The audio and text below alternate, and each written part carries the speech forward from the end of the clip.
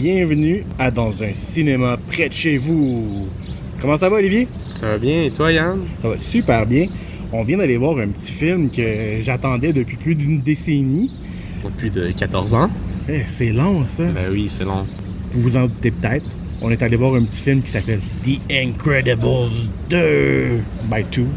Ouais, 2. En français, c'est quoi? C'est Les Incroyables? Les Incroyables 2. Monsieur Incroyable. Moi, j'y crois pas. Ok, sérieusement, j'avais des énormes attentes pour ce film-là. Veux pas, en 14 ans, les attentes font juste grossir. Et j'ai pas été déçu. Toi? J'avais pas tant d'attentes. Peut-être que les bandes annonces on montrait pas, donc on pouvait pas s'imaginer de quoi que ce soit dans l'histoire. Il y avait des bandes annonces. Ben, c'était plus un teaser qui nous montrait Jack, le petit bébé. Mais il n'y a rien de l'histoire dans... Ben, j'ai pas vu les dernières bandes annonces, là. Ben, je suis pas les bandes annonces réellement, donc je peux pas dire moi non plus.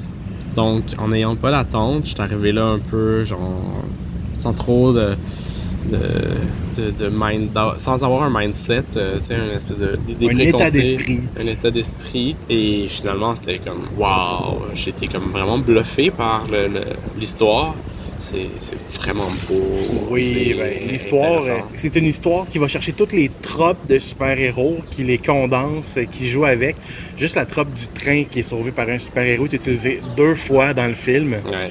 Donc, on vient vraiment jouer avec, mais c'est fait d'une façon qui est superbe. Juste dans le dialogue, on utilise des qualificatifs qui sont utilisés dans les titres de super-héros. Amazing, superior, super, fantastic. Oui. Donc, c'est vraiment un beau portrait de la pop culture en bande dessinée. Oh oui, et on y retrouve les années 90 de super-héros. On change le costume d'un des personnages pour un costume qui est plus sombre, ou comme ils disent dans le film, dark and gritty. Puis là, dans ma tête, ça va être ouf, les années 90 sont de retour, il manque juste du foil. Mais oui, c'était magique à regarder. Oui, la magie, elle se perd vraiment. Pour ma part, je l'avais écouté le premier... 12 heures avant la projection. Moi, je l'ai écouté 24 heures avant la projection. Et on n'a pas la même magie entre les deux. Je sais pas, il y a quelque chose il y a un petit pétillant, il y a un petit... quelque chose de plus dans celui-là qui fait qu'il est encore plus wow. On perd moins de temps à introduire les personnages. On n'a pas de besoin de les introduire, on les connaît. Ils sont déjà introduits dans le premier film. Exactement. Donc, ils savent que les gens qui vont aller le voir connaissent les personnages. Il y a une légère introduction pour les quelques enfants qui n'auront pas vu le premier et que les parents vont les amener de force au cinéma pour voir celui-là.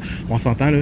Après 14 ans, c'est les parents qui veulent voir le 2, c'est pas les enfants. Non, on n'a pas grandi avec. Ben, c'est ça. Mais en même temps, je pense pas qu'il y ait un réel besoin d'avoir vu le premier. Non, mais ça aide. Ça aide pour comment que l'histoire commence. Ça aide parce qu'on va connaître les pouvoirs pas juste des héros. Ben oui, les héros, les parents, les enfants. Le sidekick. Le coup de pied sur le côté. Je pense pas qu'il aimerait ça se faire appeler un sidekick Frozone. Frigozone. Frigozone en français. Mais sérieusement, moi, le personnage qui a volé l'écran pour moi pendant tout le film, c'est Jack, le bébé.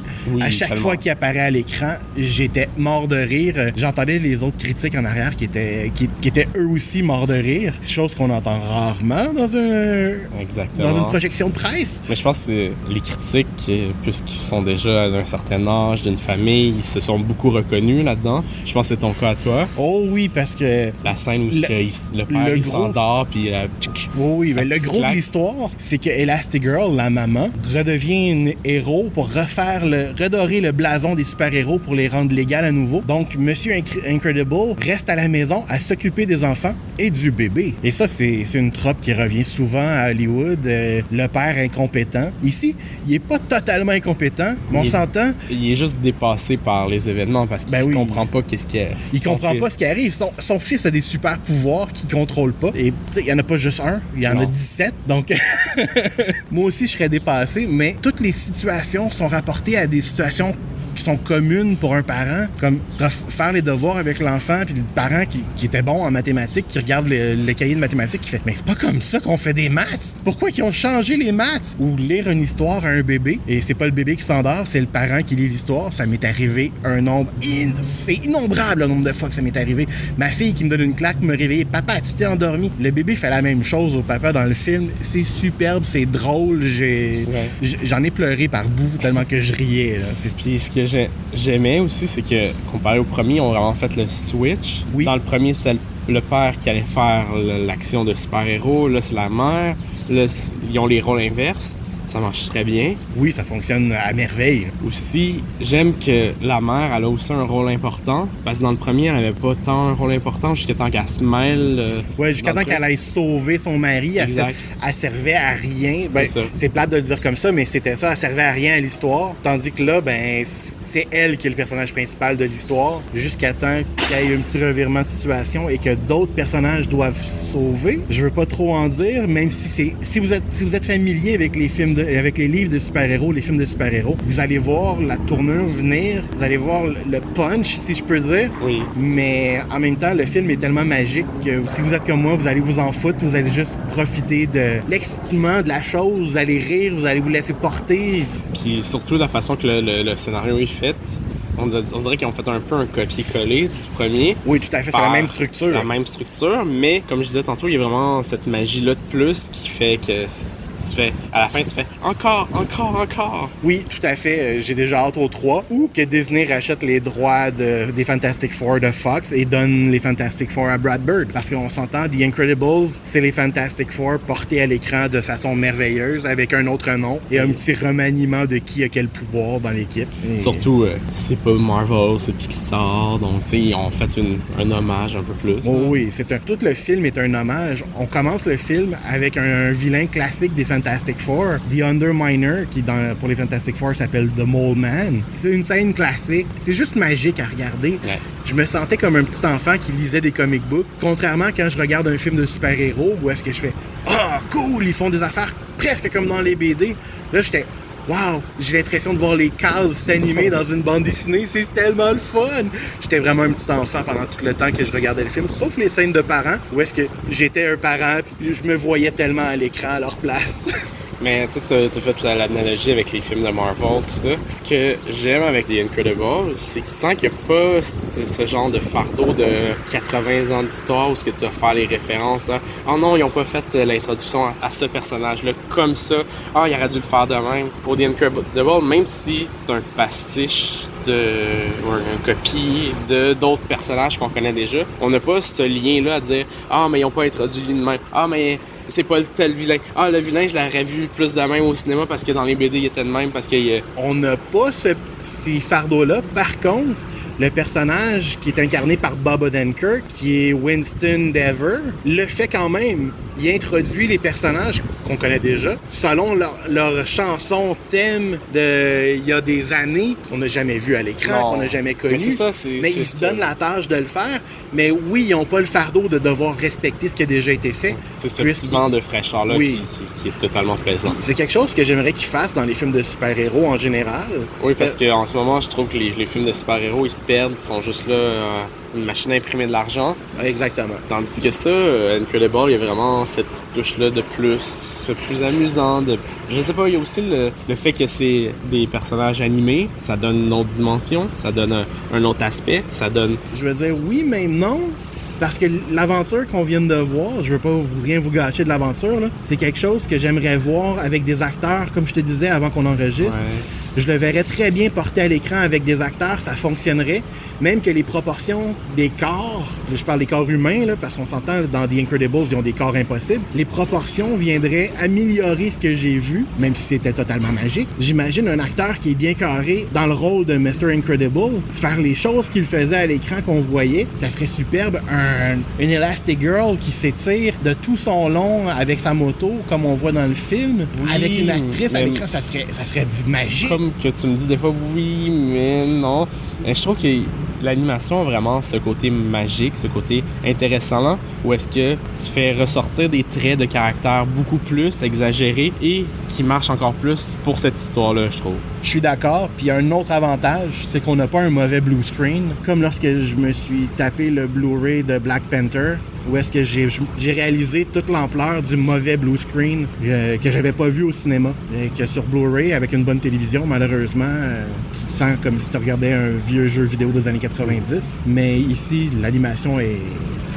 C'est stellaire, là. C'est parfait. Oui, si j'ai rien à dire contre. T'sais, en revoyant le premier puis en revoyant le deuxième aujourd'hui, tu vois qu'en 14 ans, l'évolution de l'animation aussi. Tu le sens dans la façon que les personnages bougent, dans le rendu des personnages.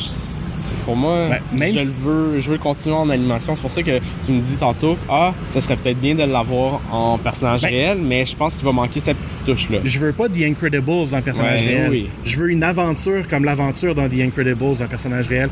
Je veux pas voir Captain America puis Tony Stark se taper sur la gueule. Oui, je veux le voir, mais pas de la façon qu'on l'a au cinéma. Je veux le voir de la façon que c'est présenté dans The Incredibles.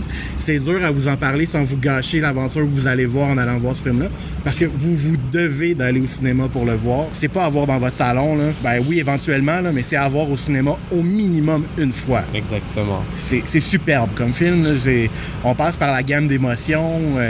En tant que parent, j'ai passé à travers toute la gamme d'émotions, là. Je voyais même les moments à venir avec ma fille. Le père de famille, Mr. Incredible, met sa fille dans l'embarras et mange en pleine face toute sa crise d'adolescence. Oui. Donc, ça c'est magique. Les moments sont vrais, malgré le fait que les personnages soient plus grands que nature. On a fait le tour sans gâcher, à moins peut-être d'autres choses à rajouter. Comme chaque Pixar, il y a un petit court-métrage avant. Oui. Lui, c'est Bao. Bao. Qui est une dame de... peut-être dans la cinquantaine, on va dire. Ouais, on va dire. Peut-être proche de la 60. Elle est quand même vieille, qui fait des espèces de petites buns. C'est des dumplings. Les dumplings, c'est les petits, c'est vraiment la grosse bun chinoise. Ben, ça m'a donné le goût d'aller en manger. Hein. Ouais. Puis là, l'histoire, c'est que la buns, elle devient animée. Il y a des petites pattes qui lui poussent, il y a des bras, il y a des yeux, une c'est bouche. Tellement cute. Puis je trouve que ce court-métrage-là, il marche bien avec The Incredible. Oui. Parce qu'ils viennent rechercher certains thèmes. La famille, c'est tout, grandir. C'est toute la relation entre une mère et son fils. Comment que ça évolue au fil du temps, jusqu'à temps que le fils quitte la maison et que le côté égoïste du parent, de la mère, qui voulait garder son enfant. Oui, vient un petit peu détruire la relation. Je veux pas gâcher la fin du court-métrage, là, c'est vraiment pas long. Donc non, c'est 5 minutes. Là. C'est ce qu'on est habitué avec les Pixar. Avant. Mais on vient ensuite amener une autre tournure et c'est tellement beau. Oui, c'est drôle, c'est émotif. En 5 minutes aussi, on nous fait passer la gamme d'émotions. Oui, tout à fait. C'est juste amusant. C'est juste amusant. Il vaut la peine d'être vu. Oui. Donc, sur ce, on se voit dans un cinéma près de chez vous. À la prochaine. À la prochaine. Tu t'es lavé les mains avec du savon. Est-ce que tu les as essuyés? Quoi? C'est pas vrai, il y a que des légumes là-dedans. Qui c'est qui a commandé des légumes? C'est moi. Bon, alors on en parle ou on fait comme si de rien n'était? De quoi? Du sujet tabou, quoi d'autre? Quel sujet tabou? Le nouveau travail de maman. Il est grand temps de réparer nos erreurs. Aidez-moi à ramener les super-héros dans la lumière. Nous devons changer l'opinion du public à l'égard des super-héros. Et je crois qu'Elastophie est notre meilleur atout. Meilleur que moi? J'adore le nouveau travail de maman. Au revoir, chérie. Je m'occupe des enfants, pas de problème. C'est pas comme ça que le prof nous a dit de faire, papa. Il veut qu'on le fasse comme ça. Je ne sais pas faire comme ça. Pourquoi ils veulent changer les maths? Les maths, c'est les maths. Les papa. maths, c'est les maths. Allô? Salut, chérie. Les enfants vont bien? Tout va très bien. C'est ça la crise d'adolescence? Et Jack? Il est très en forme. C'est quoi ça? Miam miam, cookie. C'est pas vrai. Cookie. Wow. Ça, c'est flippant. C'est complètement absurde, non? Pour aider ma famille, je dois la quitter. Pour faire régner la loi, je dois l'enfreindre. Il faut que tu le fasses pour que nos enfants aient ce choix. Merci beaucoup, jeune homme.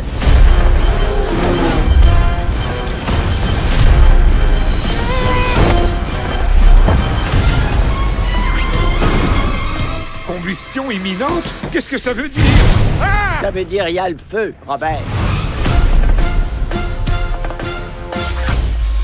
L'hypnotiseur interrompt cette émission pour faire une annonce importante.